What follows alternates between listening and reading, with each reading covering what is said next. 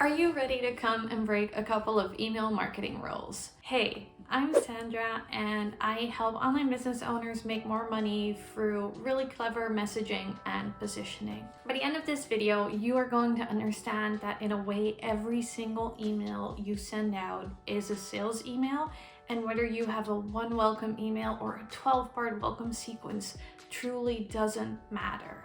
Now, lots of conversion copywriters and business owners will give you a 5-part sequence or a 12-step welcome framework and any of that. But when you think about it, if you have a business and you have a newsletter, and even if you don't send regular newsletters, but you communicate through your customers through email, every single email is a sales email.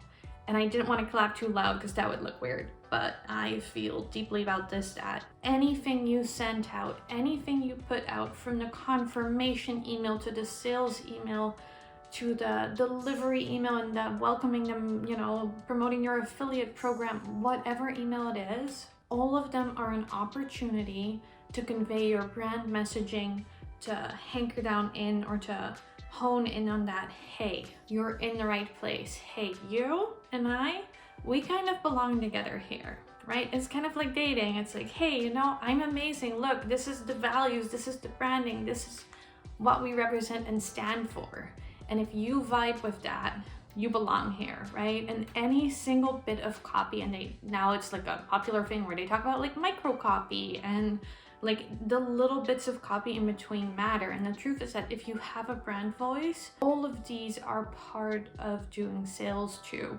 Why? Because they increase the relationship and they increase and they show that coherence of your brand. So I went completely off script there, but here's what it's really about. When it comes to emails and welcome emails, I approach things a little bit differently. And that means that even though I email frequently, right, and I email often, email is my favorite. I love email, right? I love writing, I love email. It's short, it's condensed, it's boom, it's my favorite.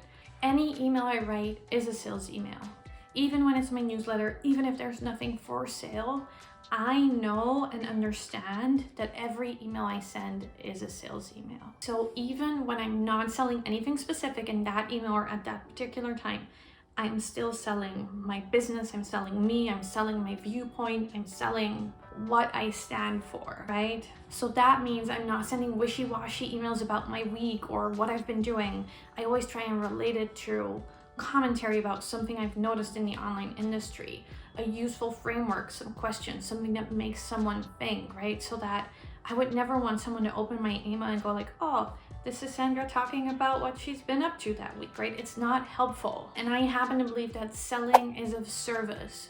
My work helps people, so it's my job to tell them about it. And also my work, my company, my business, it's not for everyone. So my job is to present myself in a way where the ones that love it, they stay. The ones who it's not for, they filter themselves out, they unsubscribe, it's fine. And that starts in the very, very first email.